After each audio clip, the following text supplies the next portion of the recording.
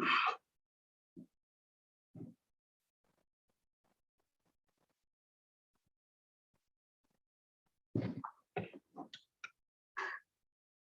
evening. My name is Tarun Aditya, and I'm going to be your geography faculty. So let me ask you, I think this has to be an interactive session most of the time, because geography is all about, I feel geography is all about what you see in nature generally. So it's all about interaction and all. So I'll make it more interesting. So I'll be starting with the basics and fundamentals. I'll make the fundamentals, I'll make all the fundamentals very easy to you at most generally. So when I start with geography, for example, I'll be starting initially with topics such as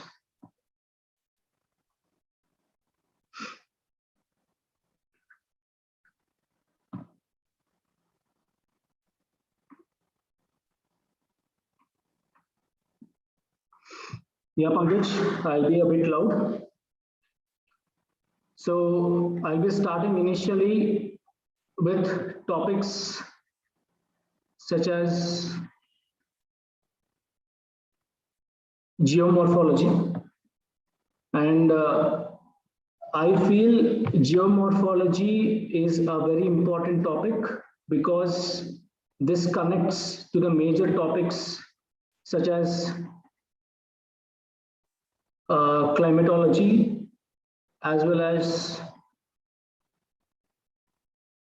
oceanography. I feel these three are the major portion of the physical geography of India, of the world, of India as well. Physical geography of the world as well as with respect to India also. So we'll be dealing geomorphology, climatology, and oceanography simultaneously.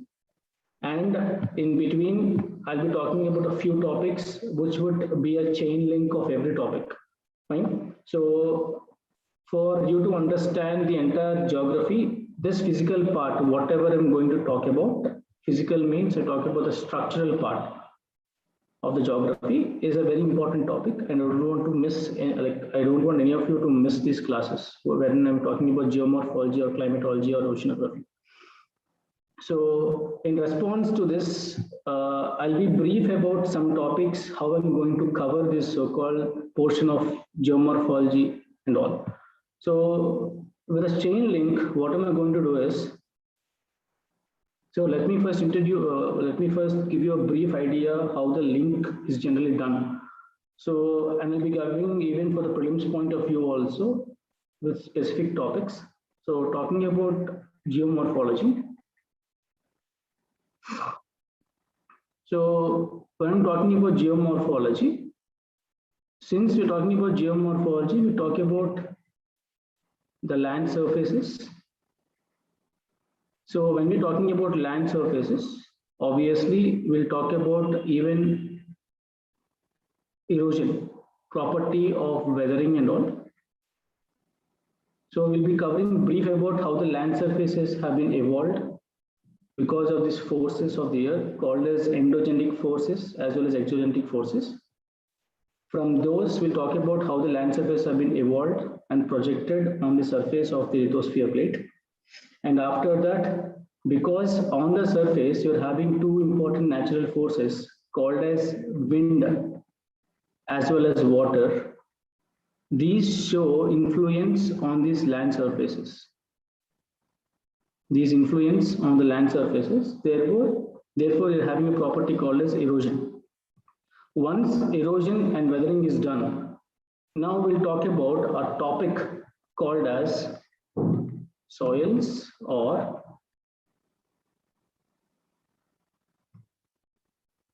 biogeography.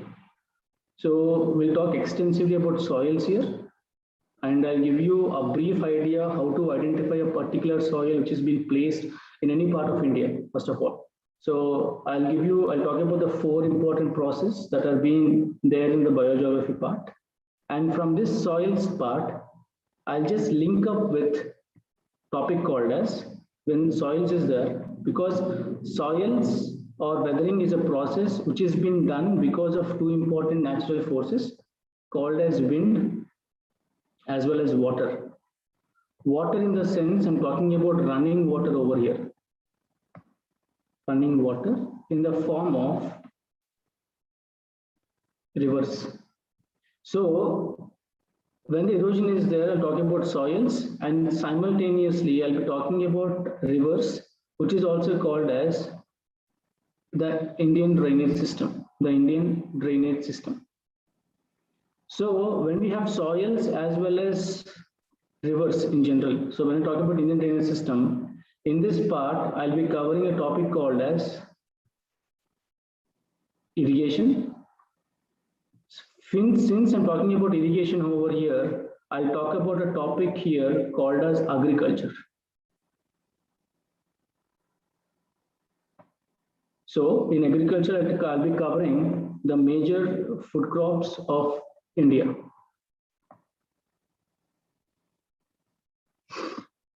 So this is how generally the entire land part will be covered in so-called the geomorphological topic. So this could be a very, very important topic.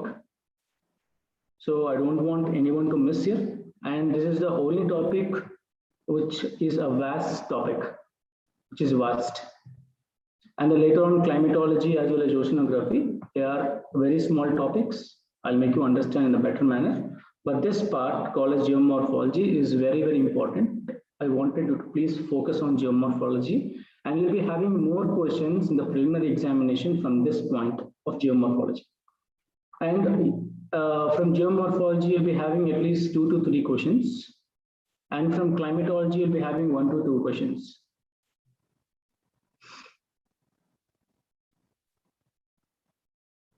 And when you talk about, for example, oceanography, with regard to current affairs, they may ask you about what are called as polymetallic nodules because they're found on the ocean floor.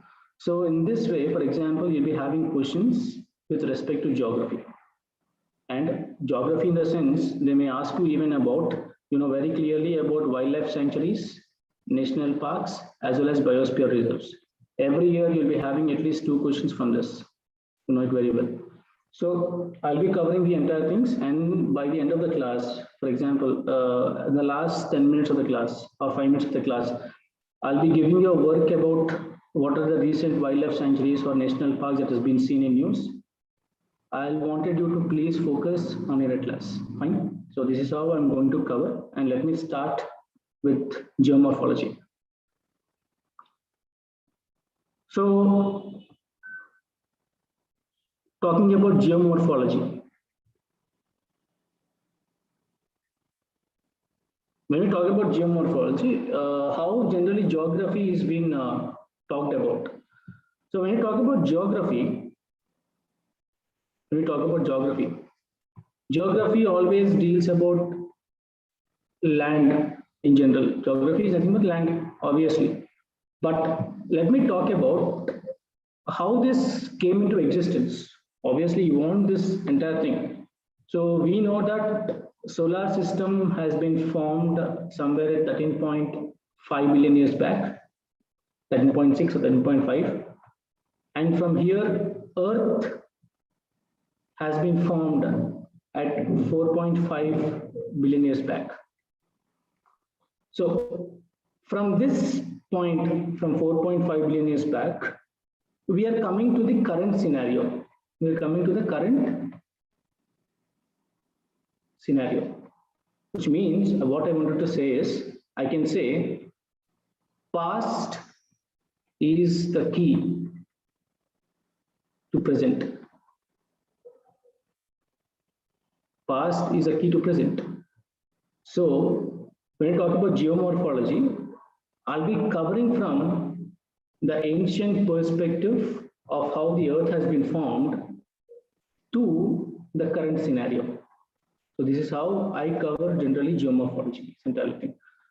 Now, with respect to that, so let us talk about the past. What exactly happened in general? So when we talk about the past, we need to know about some theories which have come into existence.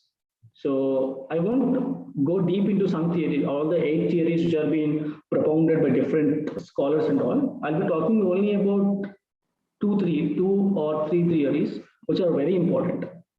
Fine. So from that we'll draw the inferences, and finally we'll go into the main topic of geomorphology.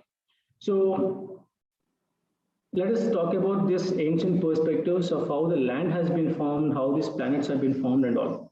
So let us talk about some basic theories of formation of solar system, of formation of solar system. And I'll all cover whatever is important for preliminary point of view and whatever is important from mains perspective. So please make sure you focus and don't see, there are two things, what to be read, what not to be read. I'll be focusing on what to be read only. Fine. Now, theories of the formation of solar system. So I'll talk about the early theories. First one. The first theory which was come into existence was the nebular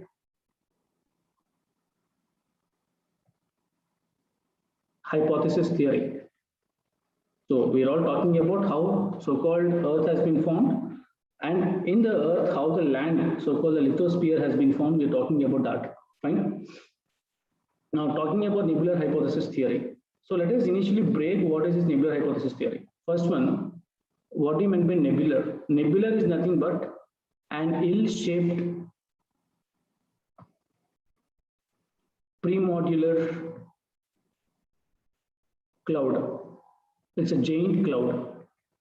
Nebular is nothing but what? An ill-shaped premodular giant cloud which is present initially. And hypothesis is something which has not been proved, it's just an imagination. Fine. Now, talking about this theory was being propounded in the year 1765 by the renowned scientists. There are two important scientists, scholars and all. They're called as, one is called as Laplace and one is called as Kant, called as Immanuel Kant. Immanuel Kant. So what exactly they were saying, and I can say this theory was a basis for the entire theory. Fine. Initially they said there is a cloud, an ill-shaped giant cloud, and this cloud consisted of cosmic matter. It consists of cosmic matter. Sir, what do you exactly mean by cosmic matter? Cosmic matter in general means it consisted of dust particles, minerals,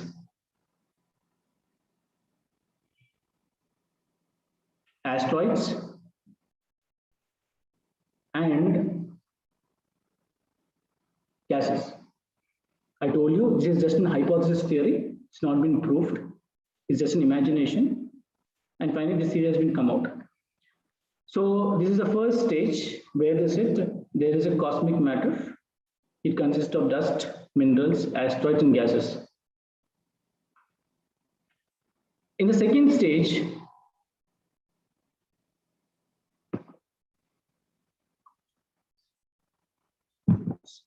and sound is feeble. I'm already connected to the headphones. I think there's a problem with. Yeah, Lydia, is it fine right now, or it's still echoing?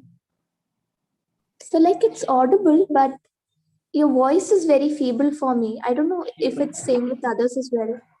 Okay, fine. Okay. Yes, sir. It is echoing. I think your Bluetooth headset has some problem. Maybe if you remove it and then try to. Just give me a minute. I'll do it.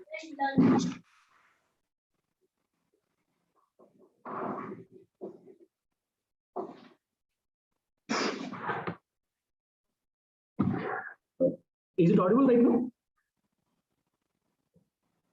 Yeah, it's better now. At least it's not echoing now. Yeah, thank you. Fine. And fine. So talking about the first stage, it consists there's a cloud and there's a cosmic matter, consists of dust, minerals, asteroids, and gases. What I'll do is I'll just relate this theory with every part of whatever you have studied till now, because this is an important theory. I just wanted to concentrate on this so that I'll be connecting in every aspect. Now, talking about this, in the second stage, this cloud started spinning and rotating in the second stage with a differential RPM, rotations per minute. And in the third stage, all this cosmic matter, or the cosmic matter, whatever is present in the cloud, it started heating up, and finally, in this cloud, the entire cosmic matter has been turned into lava as well as magma. In the third stage, finally what happened? Because of this spinning and rotation of this cloud, in the third stage, the cosmic matter have turned into lava as well as magma because of the heat that is being generated inside the cloud. Now, in the fourth stage, what happened is, in the fourth stage, this cloud started throwing out the lighter weight particles, the heated objects or the lighter weight particles from this cloud,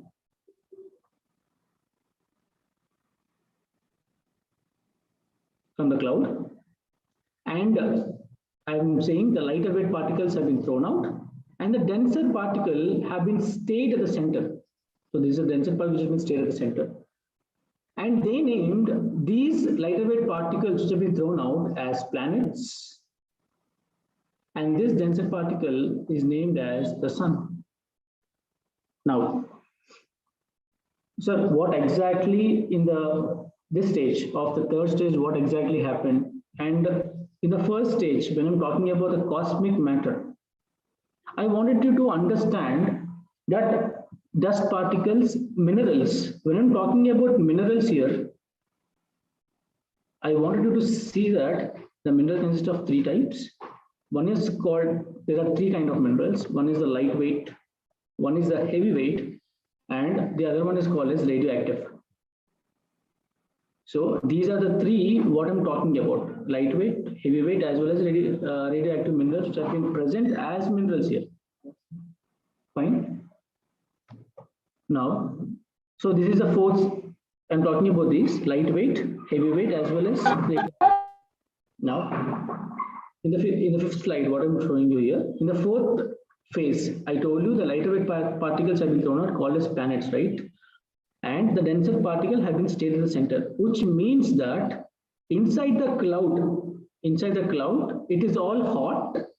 But once these particles, the lighter particles have been thrown out, the fiery objects have been thrown out, these planets, after some time, they have been cooled and solidified. From this, you can take an assumption saying that the entire universe has two things. One is dark matter and one is dark energy.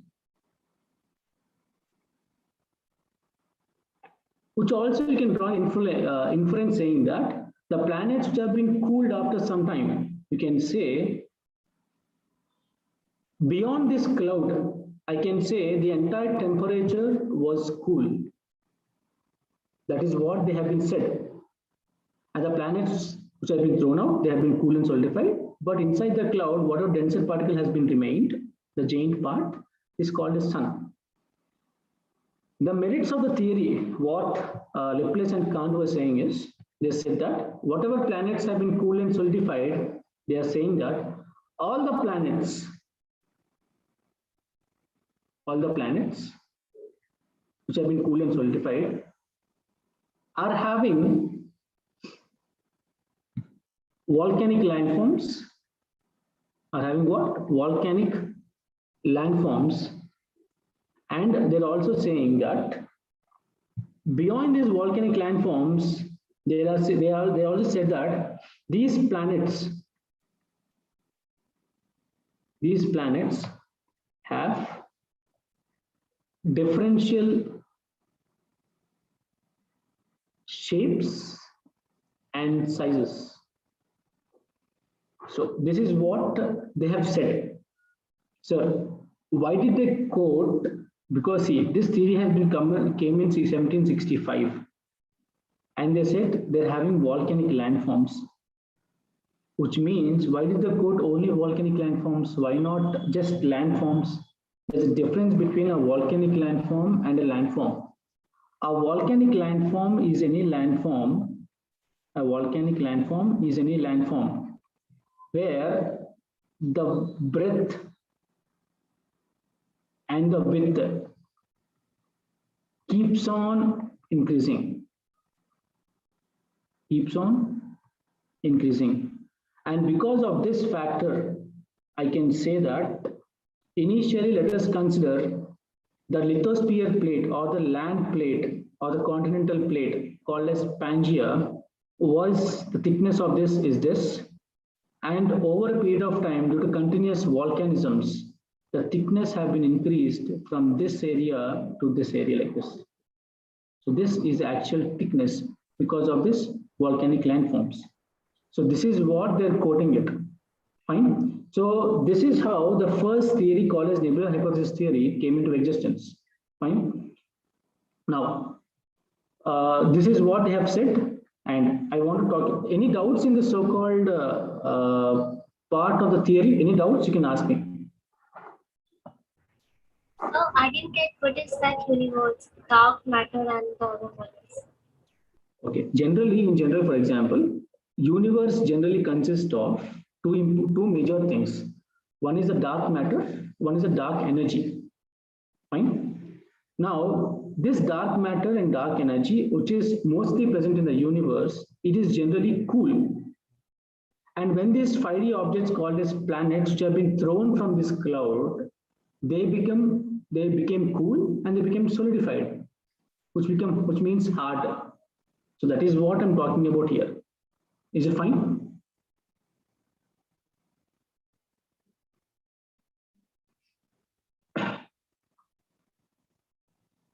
Any doubts?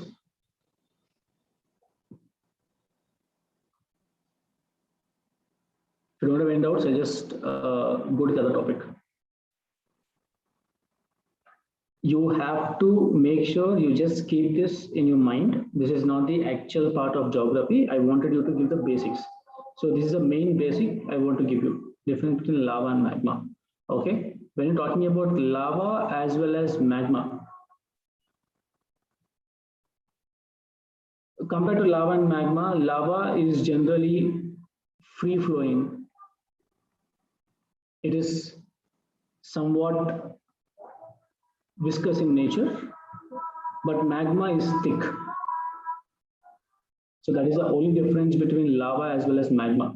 That's it. So it is nothing but the free flowing part is called as lava, and it all depends on the speed of flow of lava as well as magma. That's it. Any more doubts?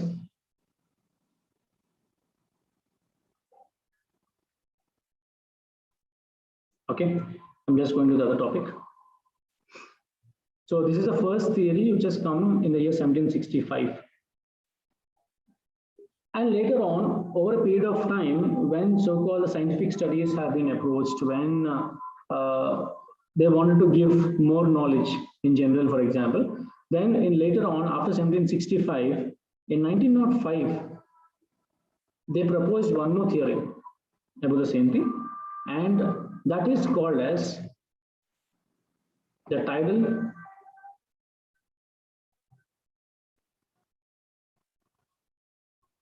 hypothesis theory. Tidal hypothesis theory was being proposed by two scientists in general. But in general, for example, after this theory which was came into existence called as the nebular hypothesis theory and tidal hypothesis theory, most of the time, all of them supported whatever is there in nebular hypothesis theory, that is approximately right. That is right during that time. But after tidal hypothesis theory came into existence, many of the people, only 30% have voted that this theory may be right. But let us see what exactly the tidal hypothesis theory talks about. Fine. So the tidal hypothesis theory was being propounded by two scientists. One is called as Moulton and Chamberlain. When we're talking about Moulton and Chamberlain, from them, two more scientists, I can say the same university or the same geographical thought, I can say German school of thought, for example. From there are two more scientists who have also supported the same theory, but they have extended this tidal hypothesis theory into a different level. And they are called as Jean as well as Jeffrey. And they gave a theory called as planetesimals theory. So what exactly did Moulton and Chamberlain said, and what exactly this planetesimals theory said by Jean and Jeffrey? So let us concentrate on what these people have said. They are saying initially there is a star called as a proton star, called as a primitive star, called as a primitive star, and there is a giant object called as the sun, also named as the proton sun. They said what? There is a star as well as a sun, and they said that in the second stage, this star, whatever is there, this is a giant object. The star called as primitive star is a giant object, and this is acting like a black hole. This is acting like what? A black hole.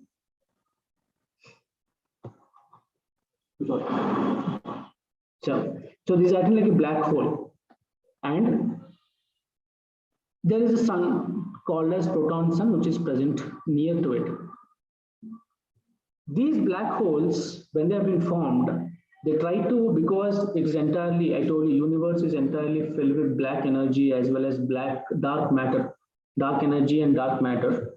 These black holes cannot be seen, but there is some absorbing energy which is present in the black hole. What happens is, since it's entirely dark, suppose there is a planet like this, this can come near to it, and whatever is present in this so-called a planet or so-called a star, this black hole can easily absorb it. Similarly, what happened is, this primitive star started absorbing whatever is so-called present in this so-called proton sun. Started absorbing. And at one point, after its absorbing capacity is being done with, finally, this black hole is not seen anymore. And finally, I can say this is the proton sun, and whatever this black hole tried to absorb, it has been present like this. I told you this is the sun, right? Obviously, this is also whatever has been come out from the sun. These also will be hot, but due to the presence of differential temperature outside this proton sun, these at a point of time, these have been cooled and solidified, and they're also called as planets. And this, as usual, is called as a sun. So this is what they had said. But due to differences in some part of the theory, this theory could not come up with a good inference. But at one stage, these two scientists called as Jean as well as Jeffrey, what they have done is, they have taken the basis of the same theory that has been said by Chamberlain and Moulton, and they said planetesimals theory, planetesimals in the scene. When you break down this terminology, planetesimals. Esimals is nothing but the leftover parts of the planet, or you can say, for example, smaller parts or detachable parts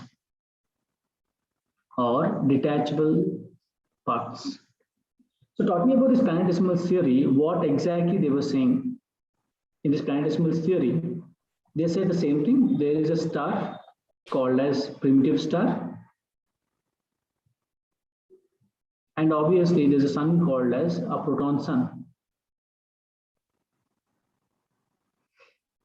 They said the similar thing in the second stage, the spring acting like a black hole. The primitive star, which is acting like a black hole, started absorbing whatever is there in the sun, like whatever you have seen in so-called the tidal hypothesis theory. But here what exactly happened is, if this is a star, there is a bulging phenomenon that has been happened, or a filament-like structure which is being laid from the so-called sun, called as the proton sun here. Which means this part, whatever has been the filament part or the bulging part from the sun, which means that this black hole is being what? Absorbing. Similarly, the capacity of the black hole has been gone and finally has been disappeared. But what exactly happened is, at the last stage, this filament-like layer has been detached from the main body or the proton sun, like this. And now it has been said that whatever has been taken from this proton sun, it has been the material which has been taken from the proton sun. Generally, the sun comprises of everything. You have asteroids, you have minerals, you have dust, you have gases, everything is present in the sun. Everything that has been absorbed has been put inside this filament-like layer in such a way that they are projected as the same solar system from Mercury to so-called Pluto, and they have said that the material which has been absorbed, which has been put into the filament, they said that these are called as the planets, which have been arranged according to the respective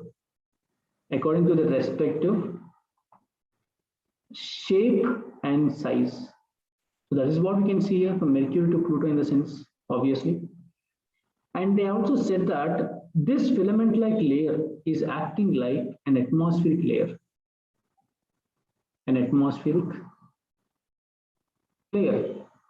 So this is what they have said. And they also said, taking the view of nebular hypothesis theory, in the nebular hypothesis theory, we have seen that there are volcanic landforms which are present. The same thing has been said in so-called the planetesimals theory. They also said that these planets which have been solidified and cooled and solidified, they consist of what? Volcanic landforms, as well as I said, it is having atmospheric layeric presence. And finally, this theory has been accepted by all. So these are some of the earlier theories which have come into existence. But in so-called the later theories which have come into existence, but the so-called the modern theories called as a Big Bang theory, which said that the Big Bang theory, whatever has been taken, I can say that the Big Bang theory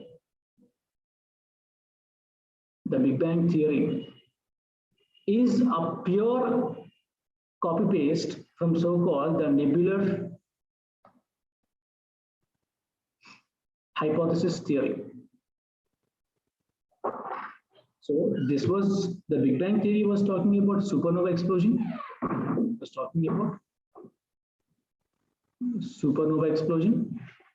Simultaneously, the nebular theory, in some other way, is also talking about the supernova explosion. So this is how the Big Bang theory has come into existence. And I can say that the Big Bang theory is not a single theory. It has been carved out from many projections. For example, the studies regarding Big Bang theory has been started from the year 1924, when the first telescope by Galileo came into existence. From that time onwards, the studies towards Big Bang theory has been started. Priyanka, could you please unmute yourself? Sorry, mute yourself.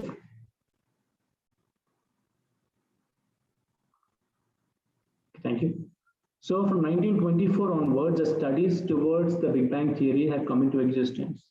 So in 1924, you have the telescope which has been invented. And finally, in 1934, you have this COBE experimental phenomenon called as the Cosmic Background Explorer. Cosmic Background Explorer. In one or the other way, it also said that the solar system was expanding because this Cosmic Background Explorer gave a theory about the redshift. The redshift, which was saying that the universe is expanding. The universe is expanding and it doesn't have any limits. So that is what it is talking about. And finally, you can talk about many satellite expeditions which have come into existence. So this is how it proved a path for this Big Bang theory finally, and said that the solar system has been formed.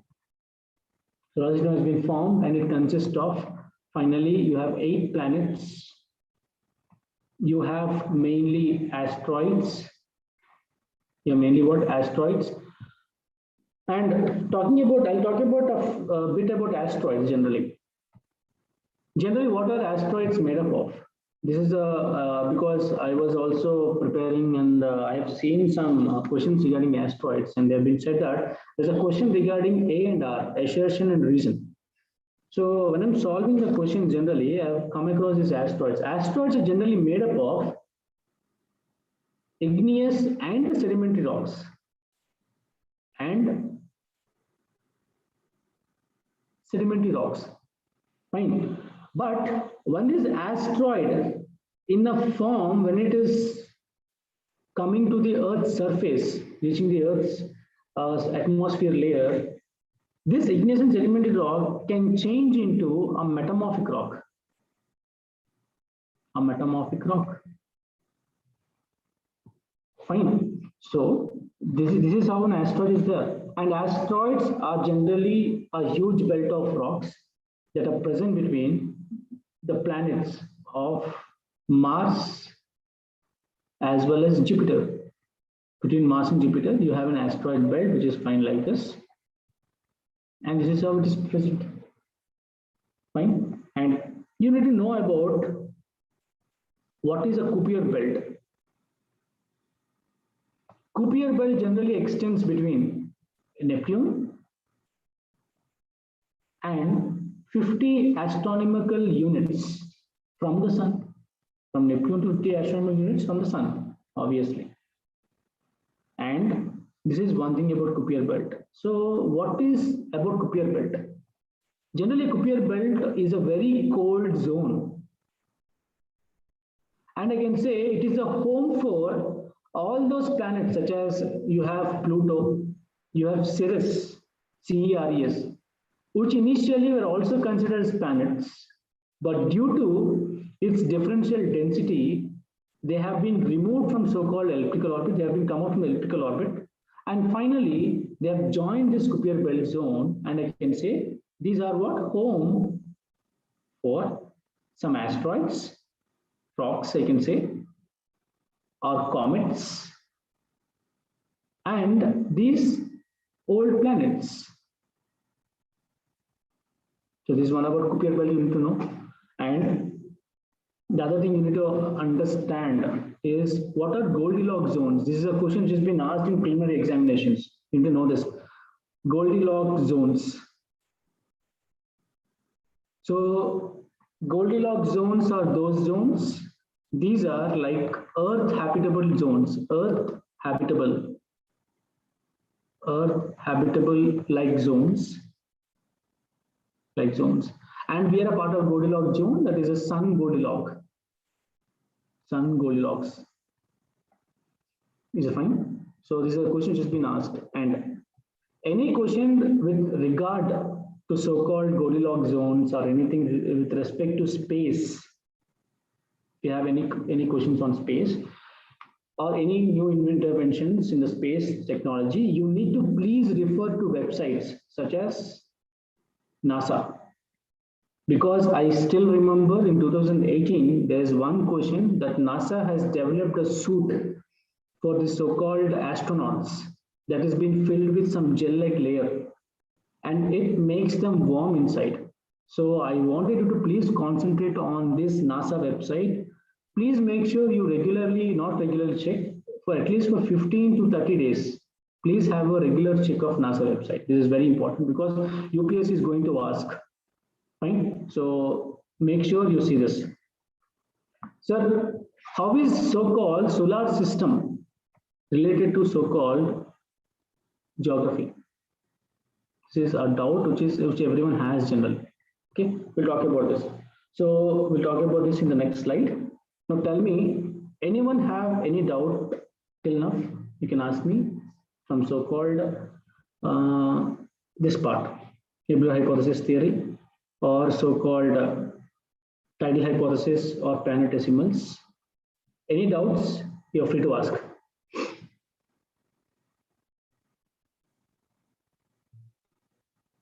So this is just a part where I'm connecting here how solar system is linked to so-called geography. This is the connection point. So I'll just tell you that.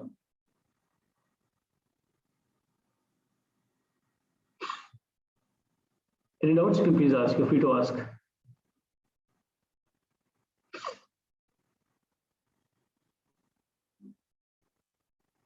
Wait, no doubts. Okay, thank you. So let me be brief here. How I'm connecting solar system with geography. So we have seen these theories about nebular hypothesis theory. We have seen a theory about even planetesimals theory and tidal hypothesis theory. We have seen clearly that the planets have been formed because of the cooling and solidification of that cosmic matter previously when we talked about nebular theory, right? So can anyone say that, so let's consider this is a planet which has been thrown out, and because of this outside temperature, which is very cool, which is having differential temperature as compared to that cloud called as nebula. When this planet is thrown out, I'm talking about this planet which has been thrown out from this so-called cloud, let us consider. Just tell me, will the outer part get cooled and solidified? And similarly, the same thing will happen immediately when the outer part is getting cool and solidified. Even the inner parts will also get cool and solidified. Just tell me this point, because this is a very important point you need to understand, because I'm going to connect this with so-called the Arthur Holmes theory of convectional currents. Arthur Holmes of convectional current theory.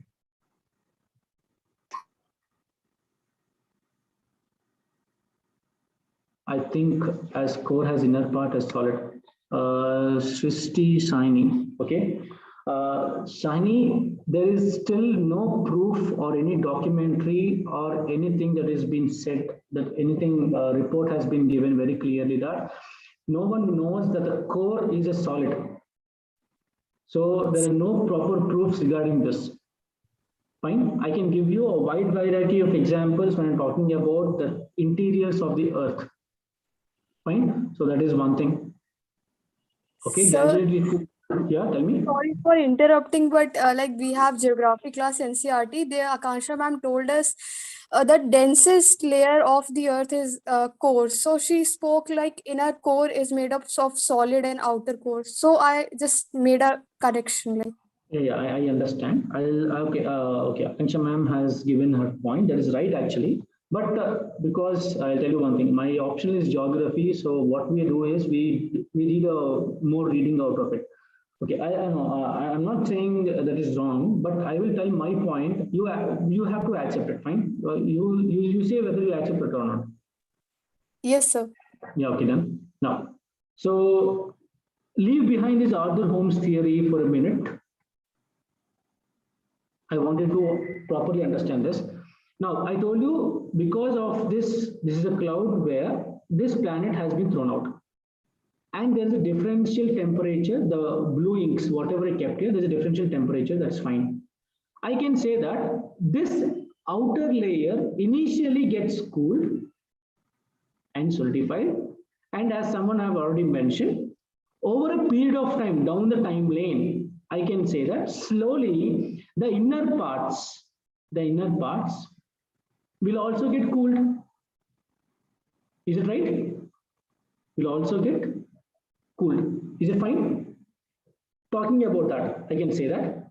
Now, okay, the best example. I told you already how I cover geography, that to geomorphology is the past to the present. Is it fine? So we're still in the past, we're still in the past tense. Past time is still in the past time generally. We're not come yet even to the middle time also. Today is the past time. Now talking about this. Okay, so this is what I have codified, saying that the outer part initially gets cooled, not immediately, it takes some time to get cooled and solidified, but the inner parts also will take more time as compared to the outer surface. Okay, that's fine. So this is the first thing I want you to understand. Okay, now this, what I'm telling you right now, this is in connection of what? How solar system was related to geography, which means the land part, right? Okay. So solar system to geography are the land part. Right. Now, let's say that a planet is filled with hot lava and magma. Okay, let us consider it's centrally filled with hot lava and magma, but the outer part has been cooled over years, has been cooled and solidified. So there's a protection layer, there is a protected layer, and inside that, obviously, you know that this is entirely filled with what? Lava and magma. Now, can I say over a period of time? Okay, so I'll talk about this. I told you asteroids are present between what? So-called Mars as well as Jupiter. This is asteroid belt. So are these classes for job optional or for GS preparation? This is the basics I told you. This is not for optional. So this is the basic. Okay, you'll only understand after 2 classes is over. You'll understand how these have been interlinked. So that is the reason why I'm talking about this. For example, when I'm talking about this part, I need to talk about moon. When I'm talking about moon, I need to talk about what is apogee, what is perigee. Even these questions are asked in so-called preliminary examinations. And when I'm talking about sun, I have to talk about what is ephelion and so-called perihelion. Fine. So that is one thing I'm talking about. And without this part of understanding, you can't go behind what is a convectional current theory. Because this convectional current theory talks about convergence or divergence resulting in earthquakes. Fine. So earthquake is also one topic, and earthquakes to volcanism. So this is how the entire structure of thing has been there. So this is not optional because I'm not talking about any kind of theoretical knowledge over here. Is it out clear? Kanik Gupta.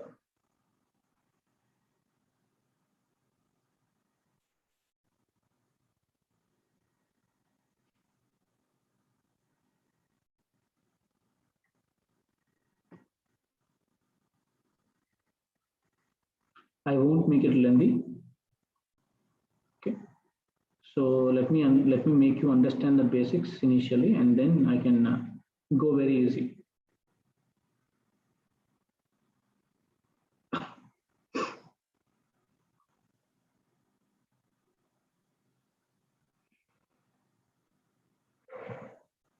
Okay.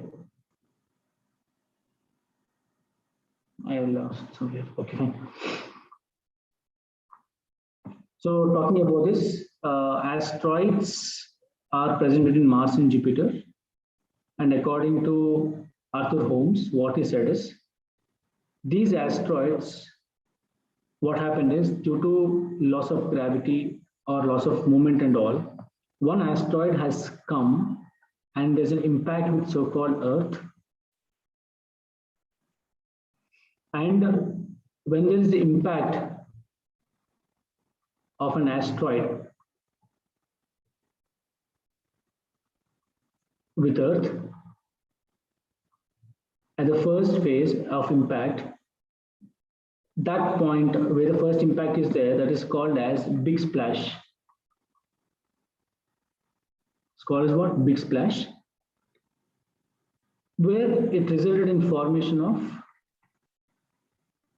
moon, which is called as a natural satellite to Earth.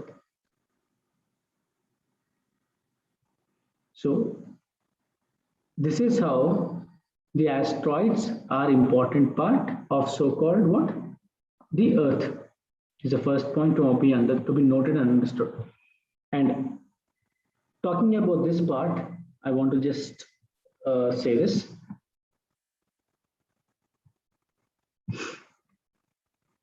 I told you all the planets have so-called lava inside it. And over a period of time, when lava is present over a period of time, this lava, after some time, because obviously when lava is there, you have hot gases which are being thrown out easily. When the hot gases have been thrown out, it formed as a layer. It formed as a thin layer sheet on the lava. Fine. So this lava, which has been present here, it formed as a thin sheet on the lava. Because of what? Those hot gases. Because of hot gases. As well, I told you these asteroids, where the big splash has happened, the remaining part of this asteroid has been fallen onto the Earth and resulted in the formation of a small land piece on this so-called thin sheet. Fine. So, according to Arthur Holmes, he said that there are two layers of the Earth initially. One is called as the crust and one is called as the substratum. So talking about this crust, is a very thin sheet and easily brittle. And the remaining part is entirely what? Substratum, which has lava as well as magma.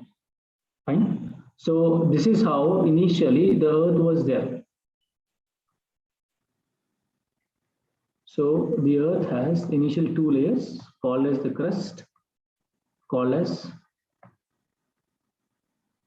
the substratum, and this consists of lava as well as magma.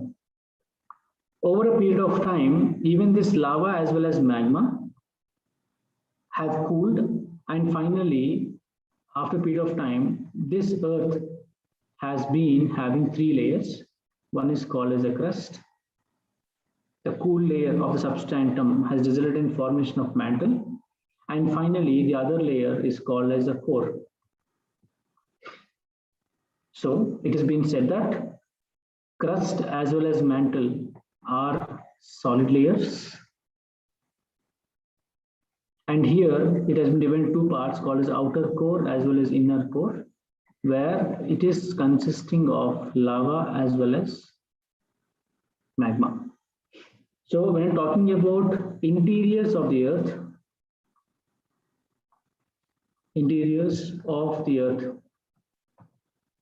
you have to know that it consists of three layers, so-called the crust, the mantle, and the core.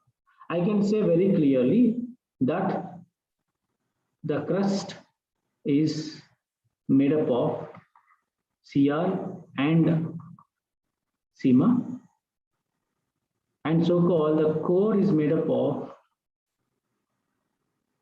the knife. Cr means silica plus aluminium. Sima means silica plus magnesium. In this knife, you have nickel and iron. Any doubts in this so-called interiors of the earth, how they are formed and how it is formed over a period of time? Any doubts? You can please ask.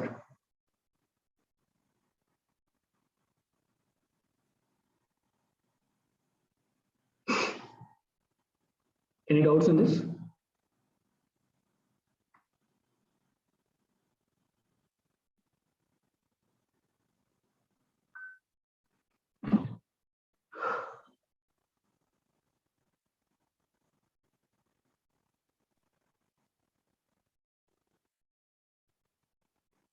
Okay. Just tell me one thing. You wanted me to only focus like whatever is there in the book, or shall I go a bit deep to make you understand the entire subject? Because UPSC is something where they may twist the questions and ask. You have to be in a position to understand and write it down. It is all in your hands, because the questions you put to me, whether it's for optional or so-called GS part, I think I'm well enough, because I've been teaching for many years and I know how to start and where to end. So I don't go deep. So it's all depending on you whether you can take it or not. So till now, whatever I told, you have any doubts regarding whether it's for GS or so-called optional means?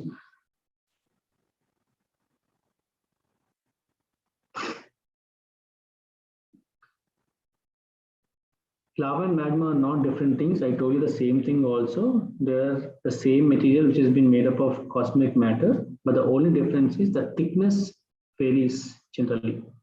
So lava is generally located on top of so-called magma in comparison, and there is a slight density difference between these two. That is the only difference. So you want me to go, Anay, Saraf, you want me to go in the same manner, or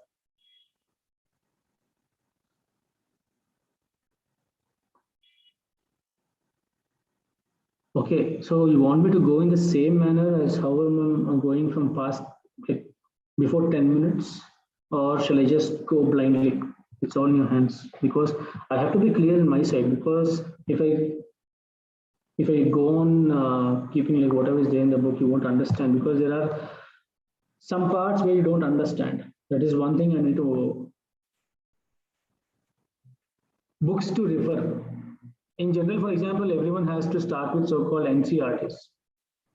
NCRTs 11th and 12th, everyone says the same thing. Once you are done with so-called 11th and 12th NCRTs, then you can generally go with GC Lyon.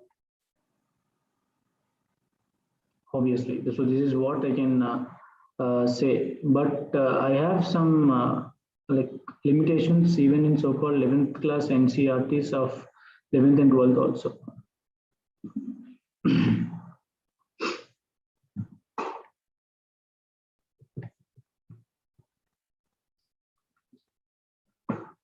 Okay, I'll go with that, substratum and all. I'll just talk about that.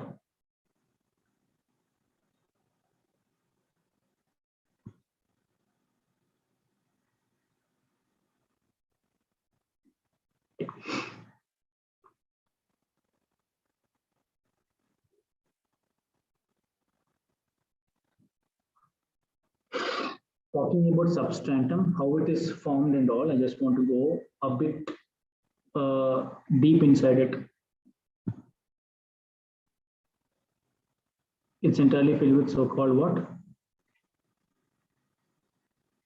As you said, lava and magma. Let us consider. Okay. You are seeing this in a front view, not the exact view what you are seeing. It's not entirely filled with that. There's a top view also you need to consider. When you're seeing from the top view, obviously, you can see entire halo part, right? So what happened is, this substratum is nothing but, as I told you, initially the interiors of the earth are not 3 layers, there are only 2 layers. The 2 layers are nothing but, I told you, one is called as the crust, and the other part is called as what? Substratum, which entirely consists of lava as well as magma. Let us consider, suppose this is a crust like this. So below this crust, you're having what? Lava as well as magma like this.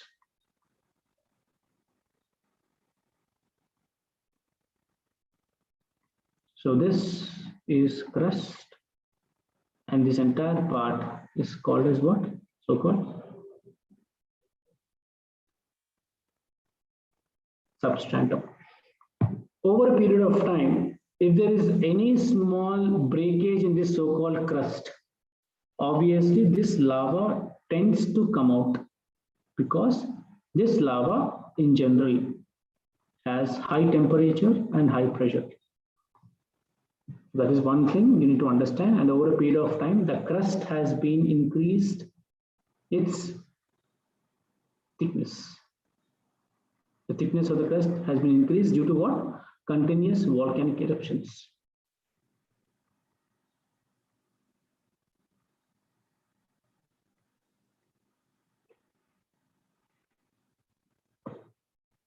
Okay, so I think I have cleared what is substratum. So initially, there are only 2 layers called as what? The crust as well as substratum. But over a period of time, this substratum, as you said initially, over a period of time, even this lava as well as magma will tend to cool down and solidify, and they are formed as what? Mantle, forming as a second layer. And I've showed that very clearly here. It is having what? Crust, mantle, and the core. So that's it. Okay, so the next part I want to talk is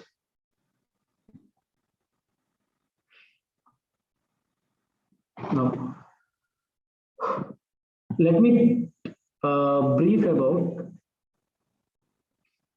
a few things. We have seen what is so-called the crust. This is a solid, brittle layer which is present, obviously. So this solid brittle layer over a period of time, since the solid brittle layer over a period of time had undergone different volcanic eruptions over a period of time, that the thickness of the crust has gradually increased. The thickness of the crust has gradually increased.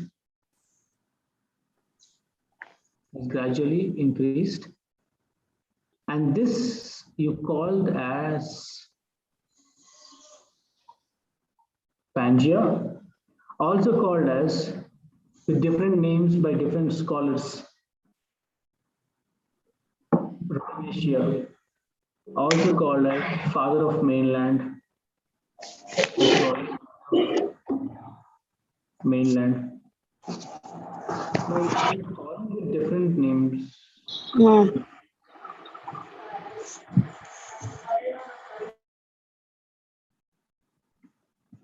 So you have been calling this crust with different names called as Pangaea, Rhodesia, and father of mainland. Now, so this is Earth, and this is called as the Pangaea, whatever you're seeing. So this is called as what? The Pangaea. This is a front view you're seeing, not the top view. Fine. So there are two views you have to see from different angles. One is a top view where you can see like an island which is present in the ocean. Fine. But if you still consider the three layers of the earth, interior layers of the earth, you almost have so-called the crust, the mantle, and the core. Mantle and the core. Fine. So this is what it looks like. Now when you're talking about Pangaea, or so-called a land which is present on the earth, now for this, what exactly happened over a period of time? There are different scholars who are talking about the exact pattern of so-called the world map right now. But what exactly happened, no one has actually cared to talk about it. There are different scientists who were talking about this. The first one who talked about how the breakage of this Pangaea has happened was given by Taylor. So Pangaean breakage. So the Pangaean breakage was initially talked by Taylor, but on paper it was told by Alfred Wegener, who was a German scientist, who was a German scholar, sorry, and a geomorphologist, who was a German scholar. So Alfred Wegener gave a theory called as Continental drift theory. Fine. So this is what Alfred Wegener was talking about. Fine. So let us see what exactly is this continental drift theory about now. So before going to this so-called continental drift theory that was said by so-called Wegener, I'll just have to talk about a few things before you understand this. Okay. So what exactly I want to talk? So before this, there is a base for the movement of continents even right now. What is that base? And that base is nothing but the convectional currents. The convectional currents, nothing but the lava or the magma, as you said, which is present, the lava which is present inside layers of the earth, which is present inside layers, will make the movement.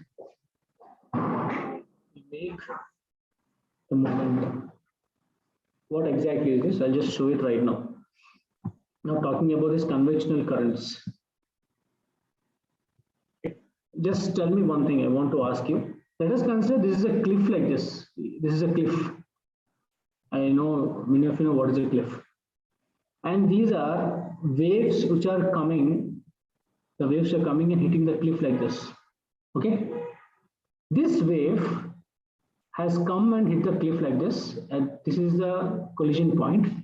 Now tell me what exactly will happen if this wave comes and collide with this so-called cliff. Can I say that this wave, after colliding, the water with a heavier force will tend to go down, and whatever water that is present at this layer will try to come up. Is it right or wrong? Is it right or wrong? Shall I repeat one more time? What exactly this convectional current means? If you want me to repeat, I'll just repeat again.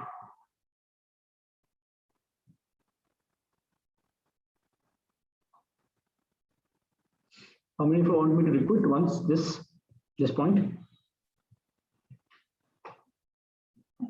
Okay. Again.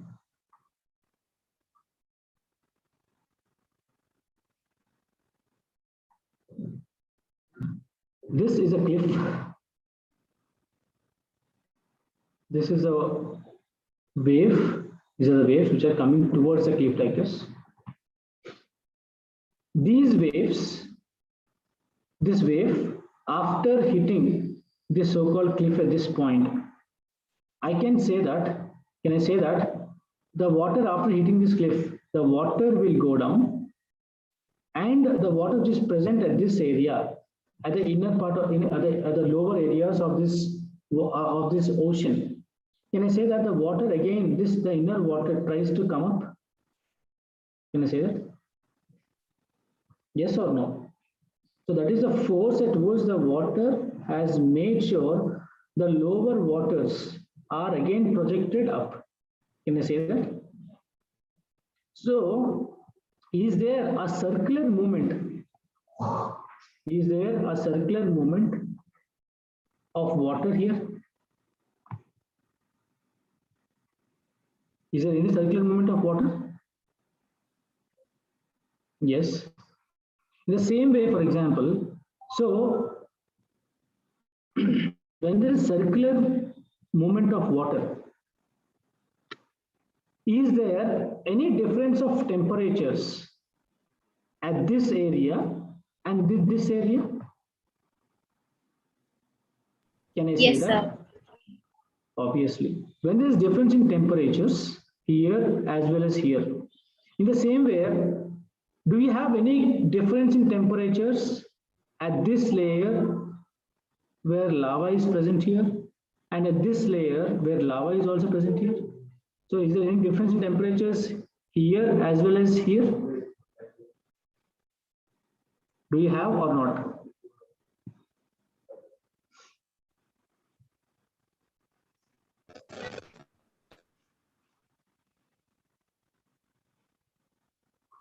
Yes, sir, we have. Yes. Is this formula right? With increase in depth, the temperature increases. Or in the other format, I'll write one more thing. Mirror effects. With increase in height, what happens to temperature? Decreases. Okay. You said with increase in height, the temperature decreases. Okay. And here, the depth increases, obviously temperature what? It increases.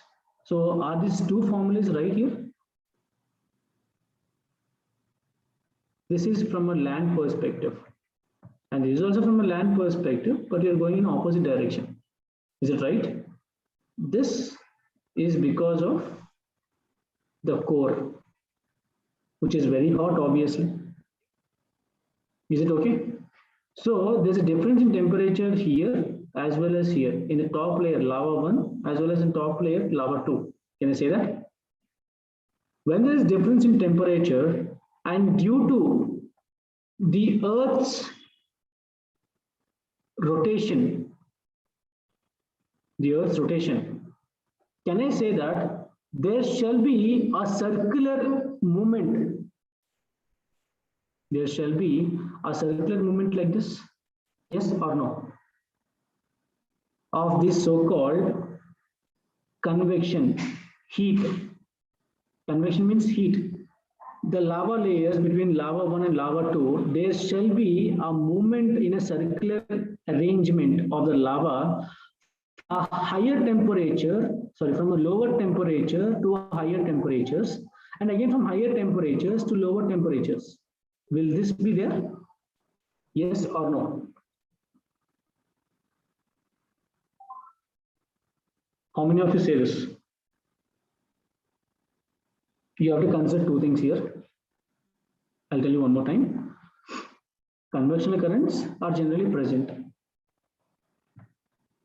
Current is something where it moves with a good speed, good velocity. Fine. With that, how it is moving generally?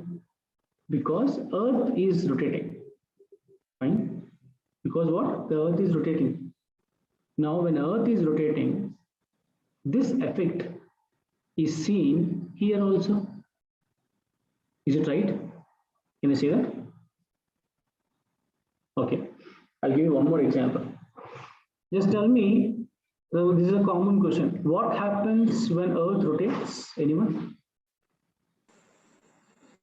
Close, don't give me normal answers that you'll have day, we'll have night, we'll have not seasons. Seasons are because of tilt of Earth axis.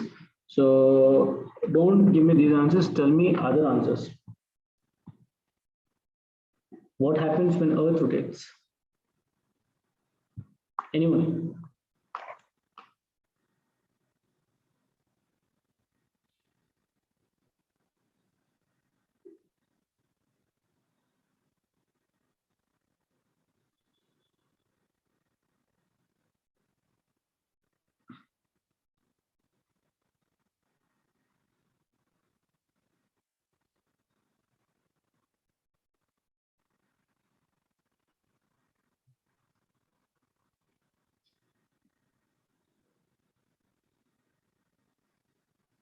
Occurring day and night, full moon and new moon, that is fine. These are normal answers. Okay, that's also right. Whatever you said is right. Induces Coriolis force in the mantle. Okay, so that is one of the reasons why you have this. So whatever I wrote here is right. On the surface of the Earth, on the surface, when Earth is rotating, can I say winds are also generated? Okay, land breeze and sea breeze, that is fine. Okay, I will talk about that. But is this right? Winds in general, I was talking about global as well as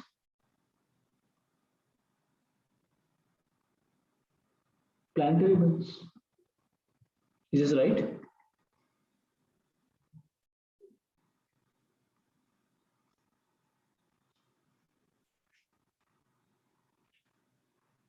Okay, so when these winds are being generated, as you said, Coriolis force is being induced, obviously. So a heavy object, when it's been rotating, obviously whatever is present inside also will try to rotate, obviously. Am I right? In the same way, this currents always tries to move between in a circular movement from a higher temperature, from a lower temperature to higher temperature, from higher temperature to lower temperature. Will this happen? Yes. So when this is happening, can I say the next slide? So this is the crust initially. So there is a huge convectional current that is being rotating like this. So because of this, can I say you have push and pull forces generated? Yes. On this, you have a land surface which has been attached like this. This is a land like this. So when this is attached to this, because of this rotation of this convectional current, can I say because of this push and pull forces have been generated, and this land, whatever is present here, can I say this tends to break down? Yes or no?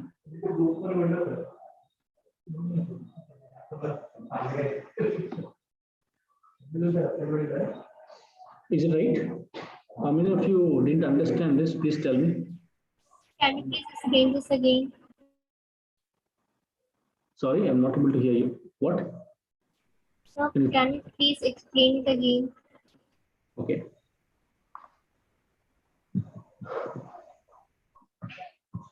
If it's considered, this is Pangea like this, called as the land part, which is present initially. I told you how land has come into existence because of this asteroid movement, big splash, and the remaining part of the asteroid has come and latched onto so-called a thin layer which has been formed. I told you that. Fine.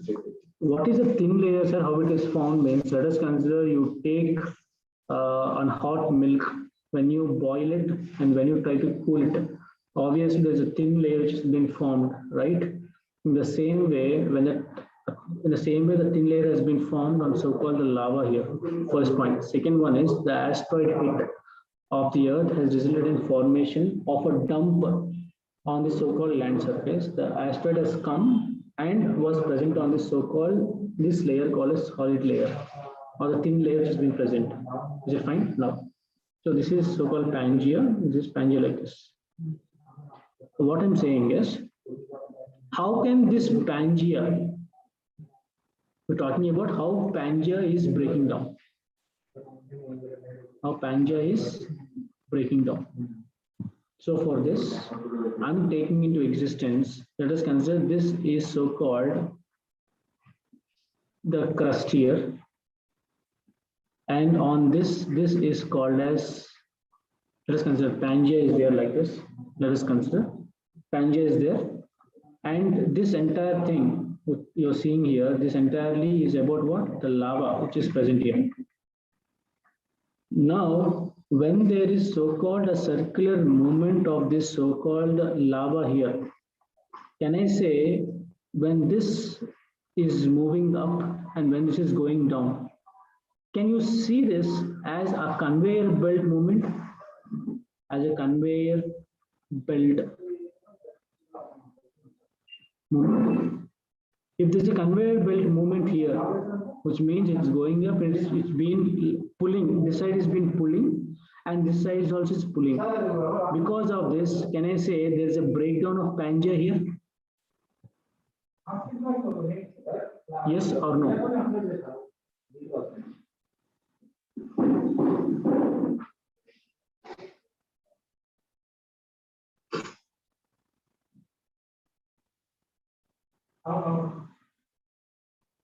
How many of you didn't understand this? Okay.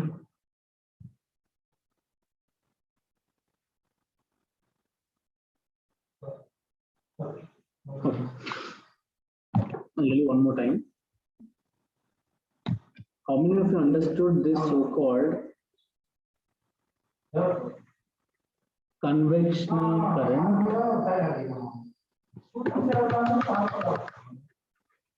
Convectional currents happen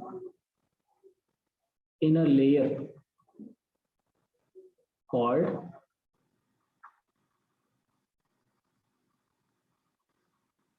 substratum. How many of you accept this? Convectional currents happen in a layer called a substratum. Because of these currents, Pangea, or so-called the mainland, has been broken down. Has been broken down. Because this lava, water is present in substratum, this lava is moving in a circular format, in a circular movement.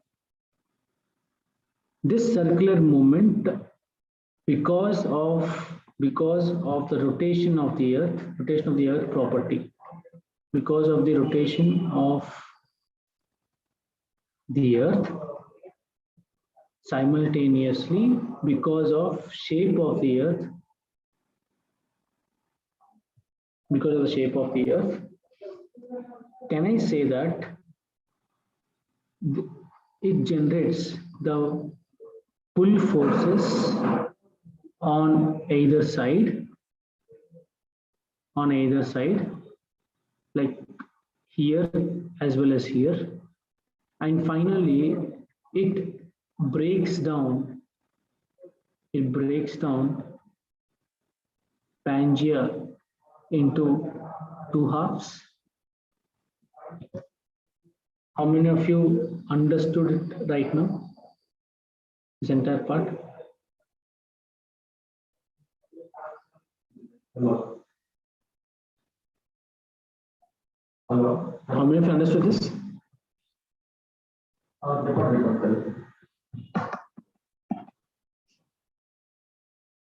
Any doubts in this?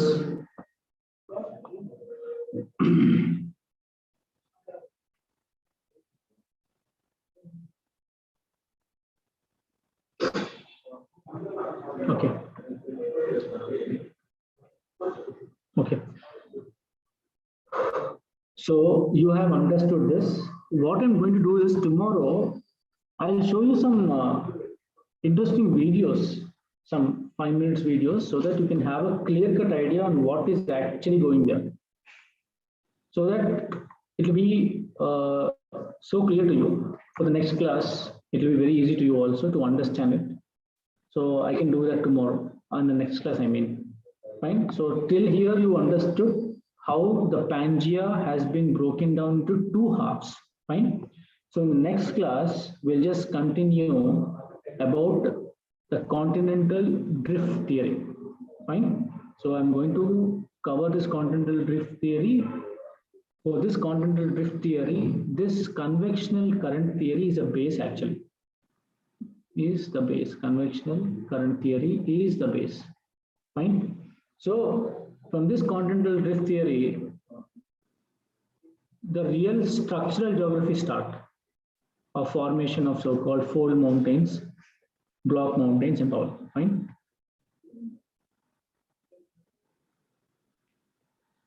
Yeah, definitely. Kanika, I'll just do the same thing, Kanika. Today's the first class. I hope you understand, because I have to know what exactly till where it has how much knowledge you have on geography. So, but please trust me, first 5 classes, it will not be messy. I won't make it messy from tomorrow on, from the next class onwards. I'll make it very interesting. Please trust me that. Okay. So I don't want any question that is related to the optional, because I won't teach optional here seriously, because these questions in middle, what happens is it will break down my flow and all. Okay, fine. So Pangea was also formed in the same process of Rodinia. See, these are called with different names actually. Pangea was a name given by so-called Alfred Wegener, and Rodinia was the name given by Taylor. So I was giving with the same names actually. Okay, our father of the mainland, so and all. Any doubts?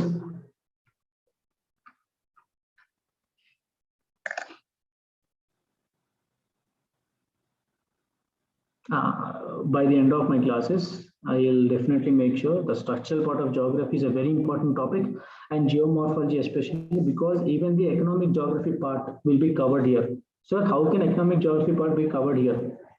Because when I'm talking about so-called the plateaus in so-called the structural geography part, how they are formed, plateaus, lava plateaus are the main basis for the economic geography part, because plateaus are the main thing where you talk mainly about so-called what? Coal, iron, mica and all, for example, right? The main part, the Chotanagpur Plateau as well as Deccan Plateau, they are the lava plateaus. So when talking about those in this geomorphology, I'll make sure you will definitely have an oral understanding. Trust me on this. Fine. Because if you ask questions on economic geography, you'll be in a situation to answer. So don't need to worry about it. Fine. So, so any doubts, you can please ask me. Otherwise, I'll wind up the session for today. And in the next class, I'll just continue with the next class.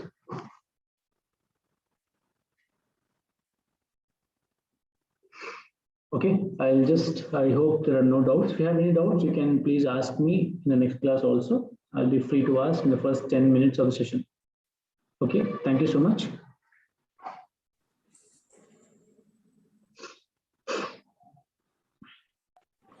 Thank you, sir.